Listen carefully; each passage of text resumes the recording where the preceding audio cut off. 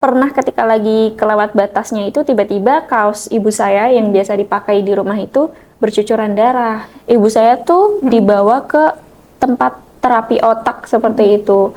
Kata ibu saya bilang dibersihin kerikil-kerikilnya yang ada di otak. Ketika ibu saya kolaps atau di room RSJ pun ayah saya nangis di pojok kamar, berusaha melepaskan pisaunya gitu kan. Tapi ternyata beliau main tangan juga ke saya waktu itu. Halo, kembali lagi bersama saya Rifa Sancati dari The Love Story.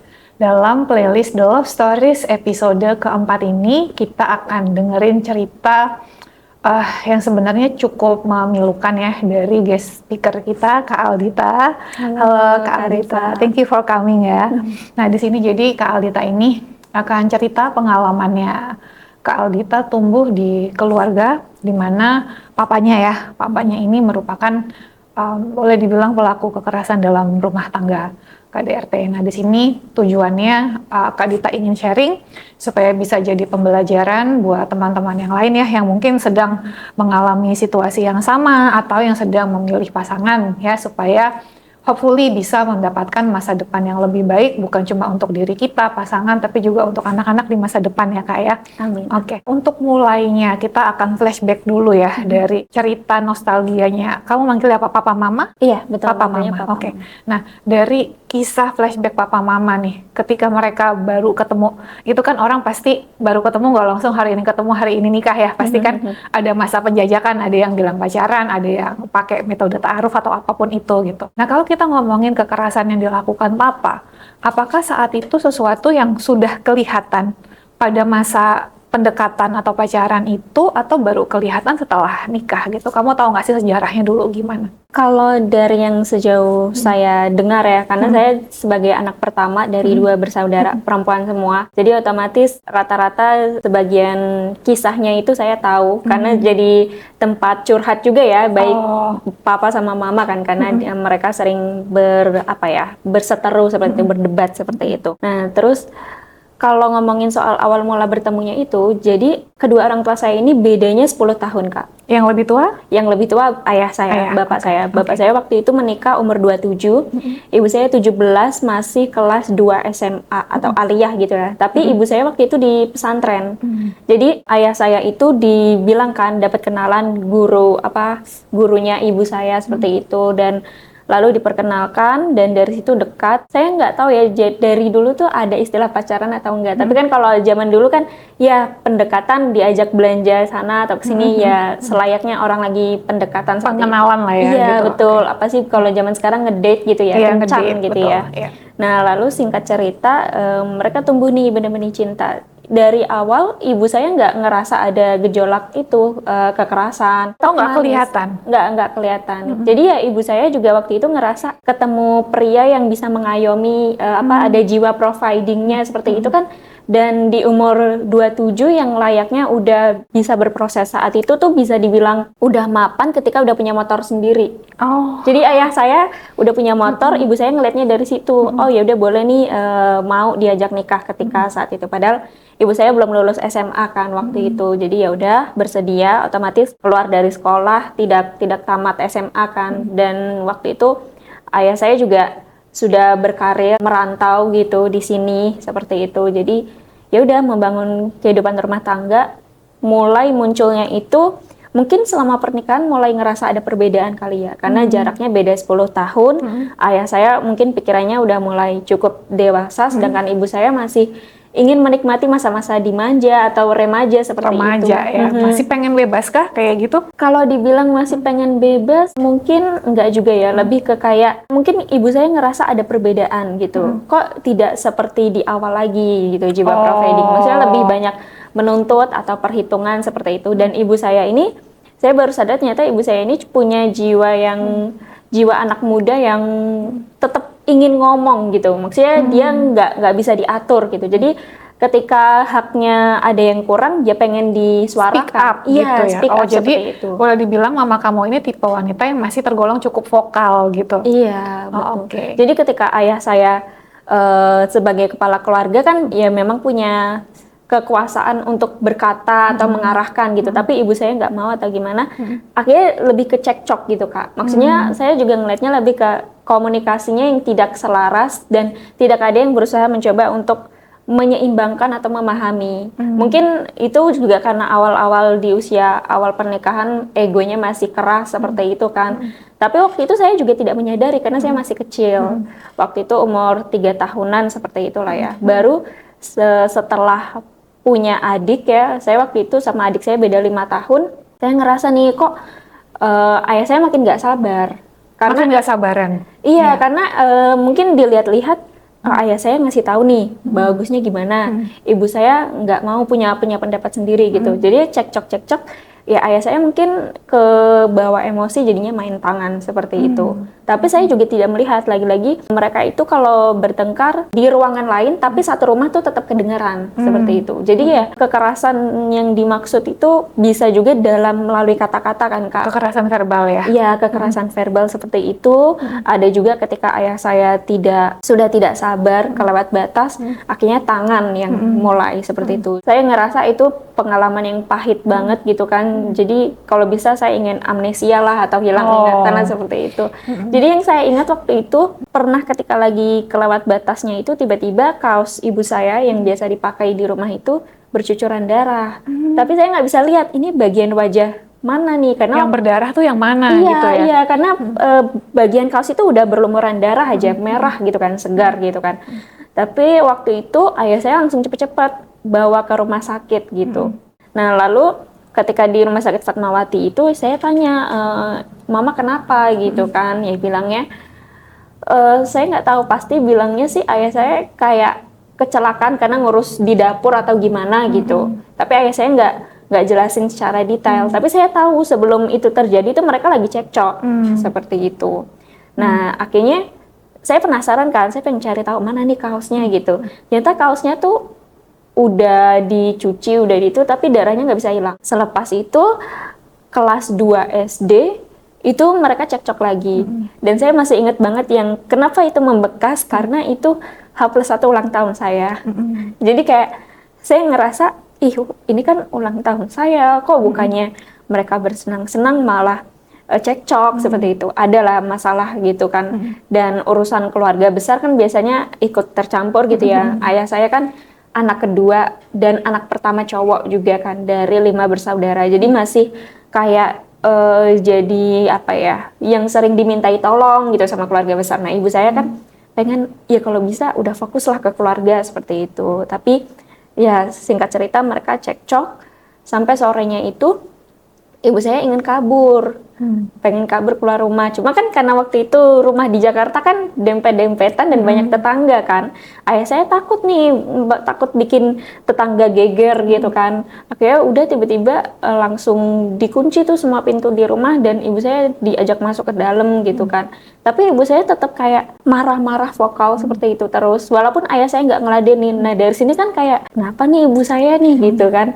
Terus waktu itu ayah saya kan kerjanya kebetulan wira swasta ya Kak. Jadi kerja di rumah dan ada karyawan. Nah saya sama adik saya waktu itu diamanahi ke karyawan ayah saya. Jadi biar udah jangan deket-deket ibu dulu gitu kan. Sampai maghrib ya ibu sholat kayak biasa kayak gitu. Tapi zikir terus, terus sesekali marah-marah vokal kayak tadi nggak jelas terus sampai isya, sampai jam 9 malam. Oh lama banget. Iya, jadi makanya kayak ini kayaknya udah mulai nggak sadar nih, entah kenapa gitu. Udah mulai ada yang nggak beres ya di situ ya. Iya betul. Nah ayah saya kan juga udah berhenti kan, nggak ngeladenin lagi gitu. Tapi waktu itu akhirnya kita berjaga gitu. Kalau saya enggak ya, karena saya waktu itu masih kecil, jadi ya waktunya tidur gitu kan. Tapi kita nggak satu kamar. Biasanya kan saya sama adik saya tidur satu kamar sama ibu. Kita di ruang TV waktu itu tidur tengah malam jam 12 tuh masih ibu saya masih vokal kayak kekuatannya tuh masih energik gitu loh Kak. Entah dapat kekuatan kayak masih ngomel-ngomel gitu kan? Iya, sendirian. Masih posisi yang di depan sajadah habis sholat pakai mukena seperti itu kan. Dikasih minum air putih juga, dikasih apa sih kayak doa-doa gitu kan sama karyawan yang ada di rumah. Iya, kayak gitu sama bapak saya juga kayak gitu. Sampai bapak saya mikirnya waktu itu lebih ke hal yang mistis kayak Oh, kayak kesurupan iya, maksudnya. ini kesurupan atau gimana gitu kan. Terus besok paginya itu pas tengah malam saya kebangun juga Kak, karena saya mikir kaget, lah kok ibu saya masih kayak gini Udah jam gitu. segini nih padahal Iya, gitu ya. maksudnya masih pakai mukena juga, masih nangis-nangis, marah-marah kayak gitu. Moodnya tuh kayak mudah berubah drastis gitu Kak. Jadi ada ketawa-tawa juga kah? Iya. Oh kayak gitu, ketawa, nangis, ketawa lagi gitu. Iya, ketawa, nangis, marah-marah. Tapi kadang pembahasannya tuh udah bukan soal masalah keluarga. Oh macam-macam. Iya, macem-macem. Nah, terus mulai dari situ, "Ih, kayaknya ini bukan ibu aku deh, aku gitu kan. Akhirnya besok paginya, ayah saya nyari orang pintar lah kayak gitu. Karena dikiranya kesurupan tadi Iya, itu. di sekitar Jakarta kan. Dicariin kayak ustadz atau apa gitu. Ya, awal-awal reda. Kita pikir udah mendingan nih, kayak ibu tidur atau pingsan gitulah. Ternyata masih kumat lagi. Jadi Ketika sadar begitu lagi. iya, begitu lagi. Kan ayah saya bingung kan nih, akhirnya coba panggil, dibawa ke rumah ruqyah waktu itu sampai 1 minggu kalau nggak salah Kak. Ninggal ibu saya di situ Kayak kan. dirawat di sana gitu. Iya, kayak harapannya mungkin emang ibu saya lagi kesurupan atau gimana diruqyah kan gitu. Sampai karena itu udah seminggu, sampai saya juga nggak masuk sekolah gitu kan. Terus ayah saya manggil keluarga saya yang di kampung seperti itu, dipanggil lah ke sini gitu kan, sambil mengurus ibu saya. Dan dari situ kan kita udah nggak ngurusin soal masalah keluarga kan, kita ngurusin ke ibu saya Fokus ke kenapa. kesehatannya dia gitu, Iya, ibu kondisinya. saya kenapa ini kan. Ternyata udah selesai dari tempat ruqyah, dibawa lagi ke rumah, masih lagi kumat kayak gitu. Kan Nggak ada perubahan ya. nggak ada perubahan. Akhirnya karena waktu itu tante saya, adik terakhir dari ibu saya kan perawat ya, lagi kuliah perawat. Nah, yang berpikir logis sepertinya tante saya ini. Dia nih yang gitu. pertama kali gitu Iya. ya, sadar ini ada masalah lain gitu ya. Iya, ini kayaknya bukan dari hal-hal mistis gitu. Ini kan apalagi akhirnya ayah saya ceritakan kronologisnya kenapa kok awal mulanya begitu ya, berantem, cekcok kayak gitu kan. Terus ya udah coba dibawa ke Rumah Sakit Jiwa Semarang karena tante saya kuliah di Semarang gitu kan. Ya udah dibawa ke Semarang tapi karena saya masih kecil, saya masih kelas 2 SD, adik saya masih batita lah bisa dibilang ya. Kan beda 5 tahun ya soalnya. Iya betul gitu. Jadi yes, waktu itu saya juga agak kasihan ya sama adik saya karena di usia segitu udah bisa dibilang dipaksa dewasa sebelum usianya. Kalau gitu itu kan. usia yang masih sangat butuh kehadiran ibu ya. Iya, usia golden age lah Betul, kalau betul. zaman sekarang kan Iya. eranya kayak gitu. Terus ya udah mau nggak mau ayah saya juga bawa saya sama adik saya kan ke kampung gitu. Jadi otomatis ya udah pindah dulu ya sekolahnya gitu. Jadi selama ibu saya dirawat di RSJ, saya sekolah kan di kampung seperti itu. Nanti ketika waktu itu ibu saya udah mendingan ternyata. Oh, diagnosisnya apa kalau boleh tahu?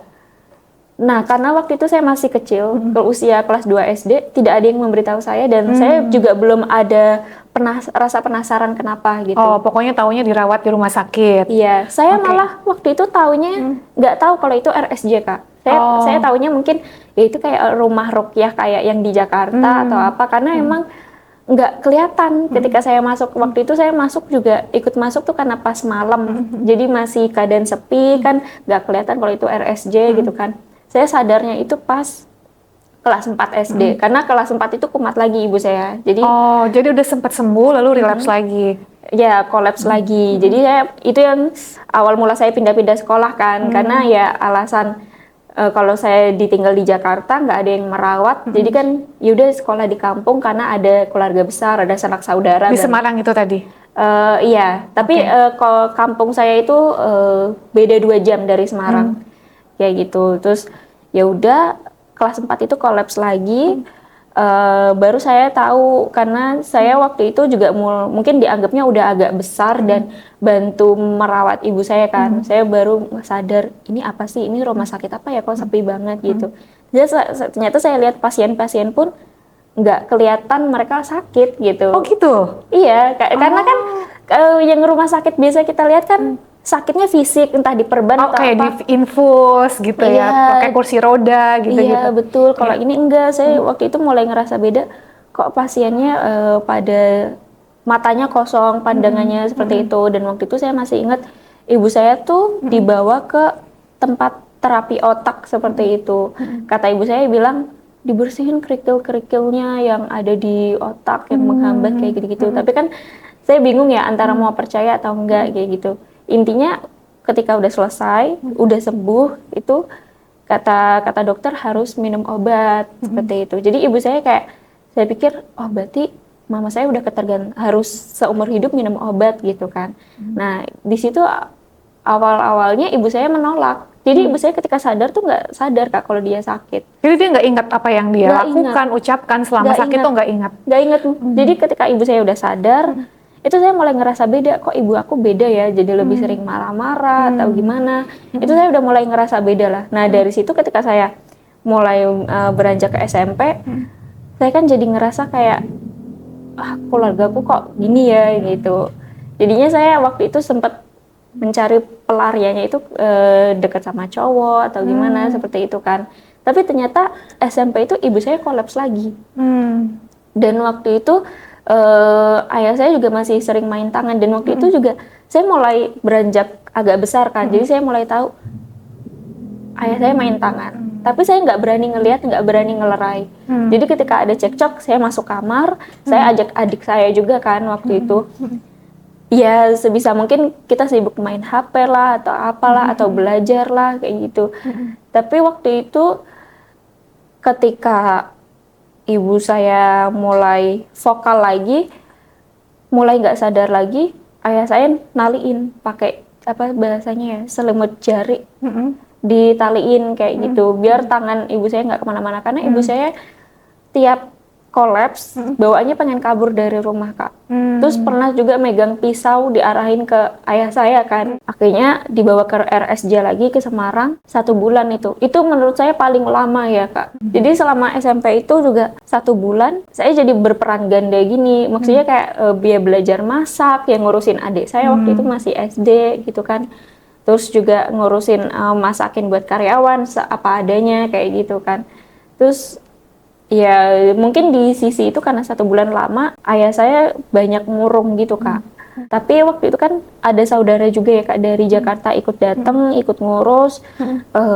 Saudara saya juga nggak banyak ngomong gimana-gimana, tapi beliau pernah bilang ke saya yang saudara saya ini, ayah kamu tuh nggak bermaksud gitu sebenarnya gitu. Pas ketika ibu saya kolaps atau di room RSJ pun ayah saya nangis di pojok kamar.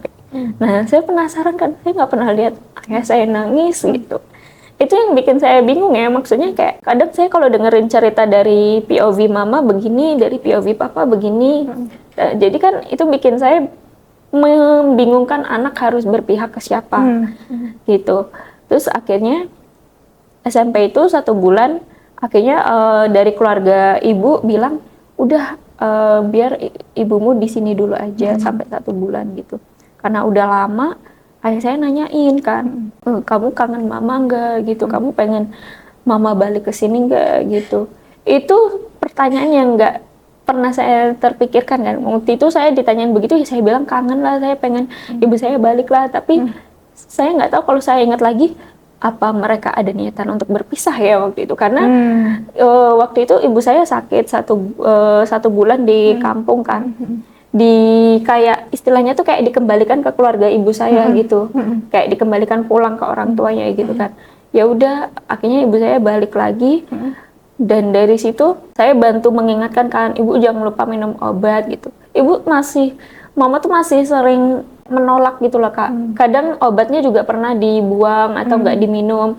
Kan itu yang mungkin bikin cepet kolaps kan, cepet kumat gitu. Jadi nggak sembuh-sembuh juga ya, nggak bener-bener sembuh jadinya. Iya betul, dan saya pikir juga, saya juga jadi agak takut ya, maksudnya kayak ini beneran ibu saya jadinya ketergantungan sama obat seumur hidup gitu. Makanya tiap nggak minum obat sekali aja seperti bukan ibu saya. Jadi di usia segitu tuh saya udah ngerasa saya nggak percaya lagi sama ibu saya nggak percaya lagi sama ayah saya. Kayak saya mikir saya nggak punya siapa-siapa untuk bergantung, jadi saya harus punya fondasi kebahagiaan sendiri seperti itu kan. Jadi saya mulai mulai trust issue sama kedua orang tua saya, dan akhirnya ketika menjelang SMA itu saya mau fokus lah belajar gitu untuk ujian nasional kan. Saya mau fokus, saya pengen berdikari gitu, saya pengen mandiri finansial karena saya tahu saya nggak pengen menjadi seperti ibu. Ibu waktu itu kan ibu rumah tangga, ada niatan pengen kerja tapi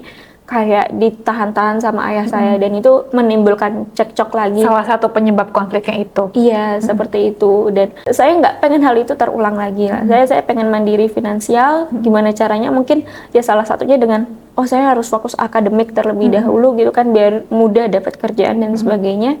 Di sela-sela saya berproses, ternyata ayah saya bilang, kamu pindah ke sekolah di kampung saja ya, di pesantren. Nah, jadi masuk pesantren, tinggal di situ. Iya.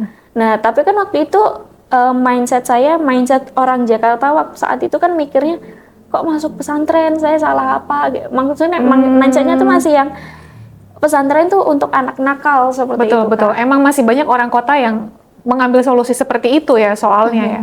Iya, karena waktu itu juga pas SMP beberapa kali saya tergap chatan sama cowok seperti itu kan. Mungkin dianggapnya sama ayah saya kurang baik lah atau gimana gitu. Tapi saya melabeli diri saya sendiri, apakah saya senakal itu atau gimana gitu kan. Akhirnya ya singkat cerita, dengan dibujuk-bujuk sama papa, ya udah saya mau masuk pesantren. Tapi ternyata yang tadinya saya belum pernah pisah dengan benar-benar pisah sama orang tua kan, dari situ saya ngerasa kok aku bisa jadi diri sendiri. Maksudnya saya ada tempat explore, ada tempat, dan saya jadi bisa ngelihat keluarga lain kok beda. Oh, setelah tinggal di pesantren itu? Iya. Kan biasanya di pesantren kan banyak keluarga yang mengunjungi anaknya seperti itu. Jadi saya ngelihat kok keluarga saya tidak seharmonis mereka. Kok gaya komunikasinya berbeda. Kok mereka banyak tersenyum. Maksudnya kayak benar-benar saya ngerasa kasih sayangnya full seperti itu. Dari situ saya mulai ada ngerasa, beda nih keluarga saya gitu kan. Tapi saya belum tahu lebih lanjut gitu kan. Nah, karena saya ngerasa menyenangkan ya, ternyata pisah dengan keluarga tuh saya bisa jadi diri saya sendiri. Saya berpikir gimana caranya biar saya kuliah juga bisa merantau. Waktu itu saya pengen banget balik ke Jakarta lagi Kak, karena orang tua kan sudah mulai balik ke kampung kan, usahanya seperti itu. Tapi saya nggak dibolehin. Saya cuma dikasih pilihan Jawa Tengah atau DIY seperti itu. Akhirnya saya pilih DIY dan berhasil. Jadi ketika saya ke Jogja kuliah, itu tadinya ibu sempat nggak rela, karena mungkin ibu khawatir kalau nggak ada anak-anaknya, khawatir ayah makin itulah atau gimana lah gitu. Tapi ya mau nggak mau saya harus gitu, karena saya dari konflik batin saya sendiri, saya juga harus menyelamatkan diri saya gitu kan. Capek kan mental saya waktu itu. Saya belum mikirin ibu waktu itu. Saya masih mikirin gimana caranya biar saya hidup bebas dulu, hidup jadi diri saya sendiri dulu. Karena saya masih terlena lah waktu itu Kak. Saya asyik ternyata jadi diri sendiri tanpa tekanan di keadaan rumah itu seperti apa. Karena ketika di rumah tuh saya benar-benar ngerasa kayak ada yang mengawasi gitu loh Kak. Saya nggak bisa jadi diri saya sendiri. Ketawa sedikit aja tuh entah ayah saya marah atau gimana, nggak serius gitu kan. Baru ketika di bangku kuliah, karena di perkuliahan itu kan kita lebih ketemu banyak orang beragam. Dari situ saya mengenal istilah feminisme, equality gender seperti itu. Saya mulai sadar nih, saya ingin berpihak ke siapa gitu. Saya yang benar siapa, yang salah siapa. Pas aliyah juga kan saya belajar tentang fikih yang soal talak itu kan Kak. Nah, kadang mereka ketika cekcok tuh ada kayak soal omongan pisah segala macam kayak gitu kan. Saya jadi paham gitu. Akhirnya saya kepikiran untuk membujuk ibu saya waktu itu. Di waktu itu masih maba kan, masih mahasiswa baru. Mah, kenapa nggak cerai aja gitu. Nah, mama saya malah nangis gitu kan. Ya cerita waktu itu. Jadi setiap mama saya nangis atau teleponan gitu kan, pikiran saya tuh langsung, mama berantem sama papa lagi, mama diapain papa lagi gitu. Karena saya udah benar-benar trust issue. Bahkan sampai saat ini tuh juga masih kadang saya kalau mama telepon nangis, saya tanya, mama diapain papa lagi gitu. Kalau papa macam-macam lagi ya saya siap ngurus cerainya kayak gitu kan. Tapi waktu itu mama bilang alasannya anak udah besar, dulu saya sempat kepikiran yang soal mau cerai itu kan, bilangnya oh anak masih kecil gitu alasannya. Mama saya yang cerita pengen pisah gitu, tapi anaknya masih kecil, masih butuh kasih sayang ayah gitu katanya. Tapi ketika sudah SMA ke kuliah kan saya sudah besar lah ya, sudah katakanlah sudah bisa mencari uang sendiri kalau mau berusaha gitu. Nggak apa-apa gitu, saya bisa, saya benar-benar meyakinkan ibu saya sudah siap mental untuk berpisah gitu, kalau itu emang lebih baik kan. Tapi ibu saya bilang, kalian tuh perempuan semua, nanti nikahnya gimana untuk urusan wali nikah seperti itu. Oke.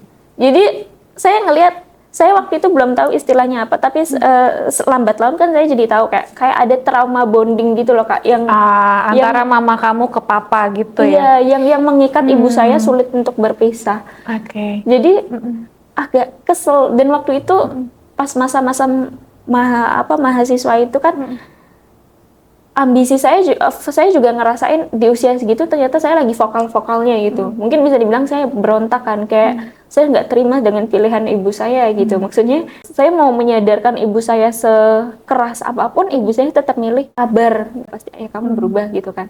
Tapi saya yang udah nggak, kalau wataknya cowok seperti itu kan sulit untuk berubah gitu. Kalau nggak dari dirinya sendiri gitu kan. Akhirnya ya saya sadar, saya coba mempertimbangkan itu berulang kali, berusaha positioning keadaan mama gitu kan. Ya udah saya negosiasi ke mama. Ya udah kalau mama pengen lanjut nggak apa-apa, tapi tolong saya dikasih kebebasan untuk membuat pilihan hidup gitu. Tolong ketika ayah saya mengatur saya harus ini harus itu, saya pengen diberi kebebasan seperti itu. Akhirnya ya udah kan, akhirnya ibu saya mau jadi tameng gitu. Ketika saya pengennya ini, ayah saya nggak boleh, ibu jadi tameng gitu kan. Baru setelah itu ya saya buktikan, ketika saya diberi kebebasan, saya buktikan kuliah sambil kerja, apapun itu, cari beasiswa supaya benar-benar bisa mandiri finansial. Ketika masih di bawah asuhan pegangan materi dari ayah tuh, ayah juga jadi, bapak tuh juga jadi semena-mena gitu. Karena mereka jadi ngerasa masih punya kontrol atas diri kamu karena hidup kamu masih tergantung sama beliau gitu. Betul. Oke. Jadi ya masih berkuasa dari segi ibu saya, ayah saya, adik saya juga seperti itu kan. Dan akhirnya pernah sampai suatu waktu tuh pas semester 3 minta uang UKT semesteran aja tuh saya nggak berani. Dibujuk sama ibu saya. Itu jadi momen yang mungkin ibu saya nangis, saya pun nangis. Saya di rumah tapi saya nggak mau ngobrol sama ayah saya. Jadi sampai sebegitunya. Entah saya udah ngerasa trauma atau gimana, tapi ngomong pun enggak. Jadi dari situ kayak, oh saya udah mulai berani mungkin dalam katakanlah. Mungkin kalau mengingat-ingat ayah saya waktu itu udah ngatain anak durhaka atau segala macam. Tapi saya waktu itu masih sering diam. Saya masih belum berani ngebales ceramahan beliau atau omelan beliau yang menyakitkan hati seperti itu kan. Sampai suatu ketika mereka cekcok lagi, ini pas saya libur semester ya waktu itu, semester 3 gitu, mereka cekcok, bawa-bawa pisau, mereka cekcoknya itu di dapur, selalu pas lagi makan seperti itu kan, pas lagi di dapur. Jadi tiap mereka lagi makan siang gitu, saya sama adik saya selalu ke kamar. Saya sama adik saya nggak pernah makan bareng keluarga. Jadi biasanya ketika ayah saya lagi makan, ibu saya yang bantu kan, karena memang mengurus ayah saya atau gimana gitu. Mereka cekcok, ayah saya megang pisau, saya mulai ke-trigger gitu loh Kak. Maksudnya kayak saya memberanikan diri saya. Saya akhirnya keluar kamar menuju dapur, tapi saya nggak bisa mendekat ke mereka, saya nggak bisa melerai. Tangan saya masih gemetaran kan waktu itu. Akhirnya saya cuma bisa teriak, kayak melerai mereka dari jauh, kayak bisa berhenti nggak sih gitu. Nah waktu itu ketika mama saya ngerasa, oh saya ada yang ngebantu mengalihkan gitu, mama saya langsung pergi ke kamar, dikunci pintunya. Jadi kayak mama saya juga menghindar dari ayah saya kan, biar nggak kena pisau atau gimana. Ketika ibu saya masuk ke kamar, ayah saya ngejar dong. Nah itu kan berhadapan sama saya, karena waktu itu saya ada di perbatasan itu gitu. Berusaha melepaskan pisaunya gitu kan, tapi ternyata beliau main tangan juga ke saya waktu itu. Jadi entah saya lupa kayak bibir saya diapain lah gitu, kayak mungkin karena saya speak up waktu itu kan, jadi kayak dianggap oh kamu udah mulai berani ya gitu, bibir saya diapain gitu, terus ditendang juga jatuh gitu kan, terus ayah saya juga jadi banting-banting barang Di maksudnya. depan kamu. Iya, waktu itu dibuangin lah kasur, furniture ke luar rumah gitu kan. Jadi kayak dengan pisuhan yang saya nggak expect orang tua saya bilang begitu gitu. Maksudnya pisuhan yang kayak bahasa sekarang kayak bahasa binatang atau apa kayak gitu kan. Itu mungkin secara gamblang saya sadar, oh, ayah saya kok begini gitu kan. Baru waktu itu karena itu di kampung ya, kebetulan rumah saya deketan dengan orang tua ibu saya. Datanglah mereka, ada suara gaduh-gaduh gitu. Nah itu baru mulai berhenti. Maksudnya ayah saya nggak berani mungkin atau gimana, karena udah banyak tetangga yang mungkin ngerasa gimana gitu kan. Ayah saya tiap setelah selesai cekcok balik ke rumah keluarganya. Jadi kebetulan ayah dan ibu saya ini cuma beda beberapa desa gitu Kak. Jadi deket kan. Tapi dari situ kan mungkin tante saya juga tahu, ngelihat waktu itu datang kan, ngerasa ada yang geger. Itu mungkin cukup membuat mereka kaget juga ya, karena kok bisa terulang lagi gitu. Bahkan ini dilakukan ke anaknya juga. Makin parah kan sebenarnya jadinya ya. Iya betul. Jadi kayak walaupun saya ngerasa apa kalau diingat-ingat nggak ada bekas luka atau apa kalau di saya ya, tapi itu cukup psikologi saya kena sih. Pasti, Maksudnya siapapun pasti kena sih. iya, karena dari kecil kan saya udah kena dari kata-kata kasar, maksudnya lebih ke nada yang tinggi dan sebagainya. Itu saya ditambah ketika saya ingin berusaha melerai, saya ingin berusaha menunjukkan, oh kalau saya sudah dewasa, sudah bisa melindungi ibu, tapi malah saya kena juga gitu. Nah kalau adik saya waktu itu kan beliau masih mungkin sama seperti pas saya kecil kan, cuma bisa mengurung diri di kamar, nggak berani gitu. Ya saya waktu itu juga melampiaskan emosi juga ke adik saya, kenapa nggak bantuin ibu dan sebagainya kayak gitu. Nah dari situ kan itu awal mula saya mungkin kayak saya ngerasa saya nggak bisa kayak gini terus, saya harus benar-benar jadi orang sukses lah supaya bisa setara dengan ayah saya dalam mencari materi kayak gitu kan.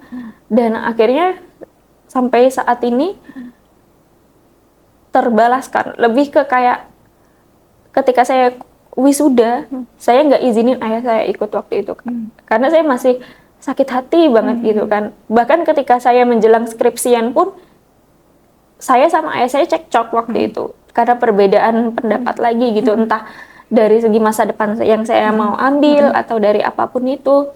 Jadi saya waktu itu saya nggak pengen ada papa datang gitu. Tapi mama saya waktu itu sampai yang kayak membujuk saya kan, sampai kayak bagi ibu saya tuh kayak sesuatu yang besar gitu, maksudnya kenapa sampai sebegitunya gitu. Tapi kalau saya kan agak susah juga ya menceritakan ke ibu saya bahwa saya udah trauma, saya udah kecewa gitu. Untuk apa sih ini kita memperlihatkan ke orang lain kalau keluarga kita utuh baik-baik aja, tapi sebenarnya enggak. Saya malasnya lebih di situ Kak. Tapi dari situ mungkin ayah saya berpikir, oh aku kok sampai sebegitu beraninya gitu kan. Dan mungkin lambat laun ayah saya mulai mikir, kalau dari cerita ibu saya sih, ayah saya udah berubah, mulai bijak, mulai terkontrol emosinya. Dan itu awal-awal ketika saya balik, saya kan jarang di rumah kan Kak. Setelah lulus, saya kerjanya juga merantau, karena balik lagi saya nggak betah di rumah. Saya selalu bilang ke ibu saya, walaupun ibu saya minta, udah kerja di kampung aja, nggak betah. Kayak gitu. Jadi ketika saya balik kampung, terus saya ngerasain sendiri juga, awal-awal tiap balik pun, satu rumah pun saya nggak ngomong-ngomongan sama ayah saya. Saya yang nggak mau gitu kan. Tapi setelah ngelihat, oh ayah mulai ada nih prosesnya seperti Mulai itu. kelihatan berusaha. Iya, mulai kelihatan berusaha. Tapi beberapa juga kadang masih dari segi cekcok atau dari segi mindset masih menyakiti hati kayak gitu. Tapi sampai sejauh ini saya mulai ngelihat udah nggak ada main tangan lagi gitu kan. Setiap ada muncul gejala-gejala cekcok atau perbedaan pendapat, pasti salah satu dari mereka kayak berusaha menahan gitu kan. Nah saya pikir juga, kenapa mereka masih berusaha untuk mempertahankan kalau dirasa emang sudah banyak perbedaan gitu dari segi mindset atau dari segi gaya komunikasi seperti itu.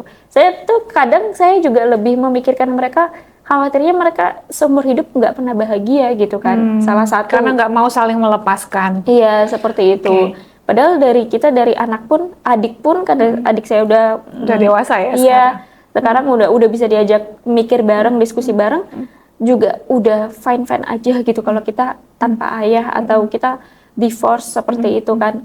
Tapi balik lagi dari mereka enggak, masih pengen mempertahankan. Tapi kan balik lagi gimana ya, dari saya, dari adik saya juga udah traumanya itu susah hilang gitu loh Kak.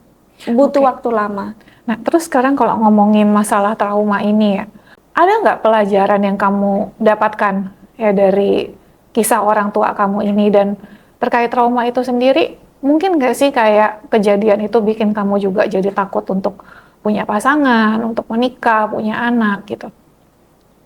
Itu ternyata emang mempengaruhi banget selama saya berhubungan atau ketika ada cowok mendekat seperti itu kan. Dan saya ngerasa jadi sulit ketika dekat sama pria. Saya jadi nggak bisa bertahan lama. Karena apa? Jadi punya trust issue juga? Iya, punya trust issue. Jadi ketika cowok nih bilang ya dia sayang lah atau dia nggak macam-macam lah atau gimana lah, saya lebih ngerasanya tuh karena saya dari kecil hidup di rumah tangga yang kayaknya nggak bisa nih kalau nggak ada konflik. Jadi kayak tanpa sadar saya tuh mencari-cari kesalahan pria, Pasangan kamu iya, itu. pasangan saya waktu itu. Mungkin emang ya normalnya wanita suka tantrum atau apa seperti itu, tapi saya kelewatan gitu. Maksudnya setiap masalah selesai saya cari apa nih yang bisa dijadiin, kayak mungkin bisa cari perhatian atau apa, cari masalah seperti itu. Dan saya sadar itu tuh ternyata itu nggak baik gitu kan. Jadi kayak siapa yang mau betah pria kalau ada yang kayak gitu kan. Makanya akhirnya setelah terakhir dekat kan tahun lalu, jadi sampai saat ini saya pikir saya ingin menyembuhkan diri saya dulu seperti itu. Sebelum apa ya, daripada mengulang siklus yang sama, karena nggak enak juga Kak. Maksudnya lebih ke kayak khawatirnya kalau saya udah coba aja terus sampai berhasil sama pria manapun, bukannya berhasil malah bikin saya makin trust issue, capek. Dan khawatir nanti mengulangi cerita yang sama dengan rumah tangga orang tua kamu lagi kan. Iya betul, itu yang saya khawatirkan, dapat pria yang main kasar atau nauzubillahnya main perempuan seperti itu, jadi ya cukup mengganggu. Tapi balik lagi kalau dari segi orang tua, mungkin karena ngelihatnya saya sudah dewasa, usia hampir quarter life crisis ya, bagi mereka kalau di desa, di kampung kan ditanyain kapan nikah seperti itu. Dan emang teman-teman saya sudah banyak yang punya anak seperti itu. Mereka mengkhawatirkan itu, tapi saya juga masih struggle, berjuang untuk menyembuhkan trauma ini. Tapi kamu udah berusaha cari pertolongan profesional kan? Kalau profesional sejauh ini yang profesional banget itu belum Kak. Karena jujur mungkin saya masih menyayangkan kendalanya yang soal biaya lah atau apalah seperti itu. Tapi saya bersyukurnya di setiap hidup saya, kadang tuh saya kenal nih, berelasi dengan seseorang gitu kan.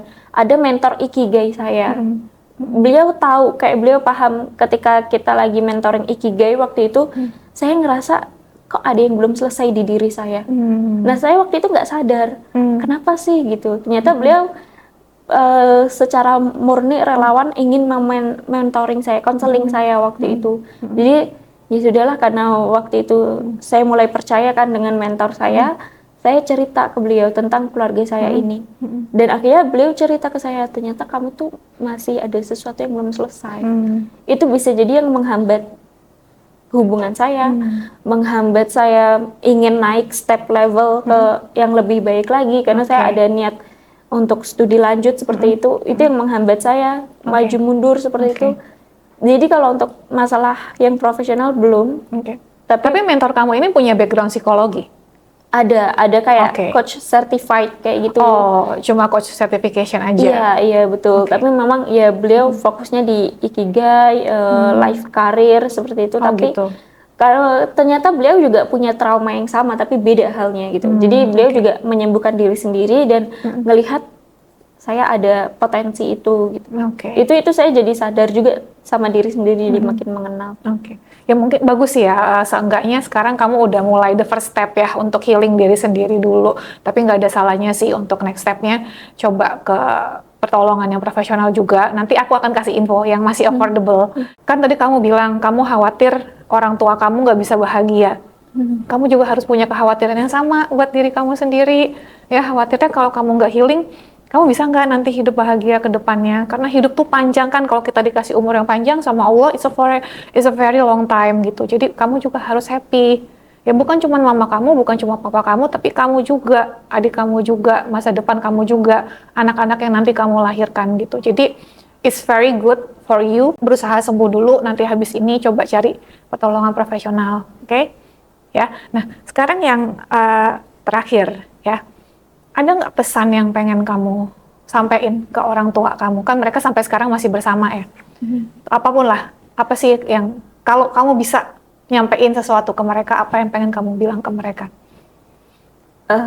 Karena waktu tidak bisa diputar ulang ya, mungkin yang pengen aku sampaikan ya aku pengen minta maaf. Semisal ada perkataan atau perilaku saya yang mungkin niat saya emang baik, tapi menyakiti hati mereka, bagi mereka seperti itu. Dan juga sesuatu yang saat itu saya masih denial, masih nggak terima saya lahir di keluarga yang seperti itu. Saya ingin bilang, saya paham kok, mereka masih pertama kali jadi orang tua di kehidupan mereka. Dan karena saya juga sadar saya pertama kali jadi anak gitu kan, bahkan sebagai anak pertama perempuan gitu kan, itu saya juga masih pertama kali di hidup ini. Jadi ya mungkin ada banyak kesalahan dari masing-masing kita, tapi kalau memang dari mereka ingin melanjutkan keluarga ini, ya saya juga apresiasi usaha mereka seperti itu. Saya juga akan, ya sudah, mari kita berusaha bareng, berjuang bareng gitu. Saya juga akan berusaha menjadi anak yang baik, anak yang berbakti juga seperti itu. Yang penting harapannya enggak terulang lagi gitu. Dan hal yang saya syukuri, mungkin saat itu saya nggak pernah terpikirkan, karena ketika kita mendapat sesuatu yang negatif, kita selalu fokus ke kesalahan orang saat itu, kita selalu fokus ke keburukan orang saat itu. Tapi saya juga lupa, dan sekarang saya sadar kan, di tengah banyak berita apa gitu kan tentang rumah tangga, saya sadar ayah saya mungkin dari segi apapun memang menyakiti hati, main kasar, KDRT, perhitungan. Tapi ayah saya juga tidak main judol, tidak mabuk-mabukan, tidak main perempuan. Dan itu mungkin sesuatu yang perlu saya syukuri, dan saya bisa cari titik benang merahnya kenapa ibu saya mempertahankan. Mungkin itu karena ya perempuan mana yang tidak ingin ada perempuan lain gitu ya Kak. Jadi mungkin itu salah satu alasan ibu saya mungkin. Jadi ya makin kesini saya makin ngeliat coba cari positifnya dulu gitu. Oke Kak, aduh thank you banget kamu udah sharing. Ya, semoga nanti setelah ini kan dengan kita membicarakan apa yang kita rasakan ya, itu kan kalau kita tuh dengar suara kita sendiri ngungkapin isi hati kita, itu tuh kadang-kadang tuh jadi awal mula untuk kita tahu oh solusi selanjutnya tuh harus ngapain gitu ya. Karena yang tadi aku bilang kamu masih muda banget ya, masa depan kamu tuh insya Allah masih panjang kalau dikasih umur panjang sama Allah. So I hope you will have a much better life ya. Aku bangga banget sama kamu udah bertahan sejauh ini, terus kamu juga sadar bahwa kamu adalah orang yang punya tanggung jawab untuk nyelamatin hidup kamu gitu. Karena itu it's very good ya, tapi bukan berarti kamu benar-benar harus ngejalaninnya sendirian. So kalau kamu udah punya mentor, punya sahabat yang bisa jadi support system kamu, it's good stay with them. Ya, stay with people yang bisa bantu kamu ya, buat bantu kamu lebih baik, bisa bantu kamu healing juga ya, supaya ke depannya insya Allah ya kamu juga bisa merasakan hidup yang bahagia itu seperti apa. Oke? Makasih juga Kak Rifa, karena mungkin kadang kalau mau cerita kayak gini kan orang lain nganggapnya aib lah atau gimana Kak. Tapi aku lebih ke kayak karena emang sekarang lagi booming soal rumah tangga, bagian KDRT atau mental health seperti itu. Saya waktu itu juga agak kaget ya Kak, karena ternyata keluarga saya pun di keluarga saya udah mengalami hal itu lebih dulu sebelum viral kan kayak gitu. Jadi saya kadang bersyukur juga sama Tuhan. Mungkin Tuhan emang nggak pernah tanpa alasan memberi ujian ke hambanya kalau kita nggak mampu gitu kan. Itu yang bikin saya kaget sih. Oke. You can do it, Kak. Jadi, insya Allah bisa ya. Oke, kita udah di penghujung episodenya. Terima kasih sekali lagi. Semoga apa yang Kakak, kalau menurut aku sih bukan share aib ya. Kalau menurut aku lebih kayak membagikan pembelajarannya juga ya. Karena salah satu misi kami dari The Love Story adalah bukan cuma mempertemukan pasangan, kalian harus nikah, enggak. Tapi kita harus siap dulu untuk memulai rumah tangga ya. Harus ketemu dulu nih sama pasangan yang tepat, karena kita nggak bisa pilih orang tua kita siapa, tapi kita bisa pilih siapa yang akan jadi orang tua untuk anak-anak kita di masa yang akan datang. Ya, jadi hopefully kisah kamu ini bisa menjadi inspirasi, insya Allah bisa menjadi amal jariah buat kamu juga. Oke, amin. Terima kasih banyak, Okay. Sama-sama. Finally, thank you everyone for watching. Cukup sampai sini dulu untuk episode The Love Stories bersama Kak Alditanya. Untuk selanjutnya, untuk teman-teman yang ingin ikut dengan kegiatan offline-nya kita, jangan lupa gabung di The Love Story Community. Linknya bisa kamu lihat di bio atau di deskripsi video ini. Finally, jangan lupa like dan jangan lupa subscribe. Bye-bye.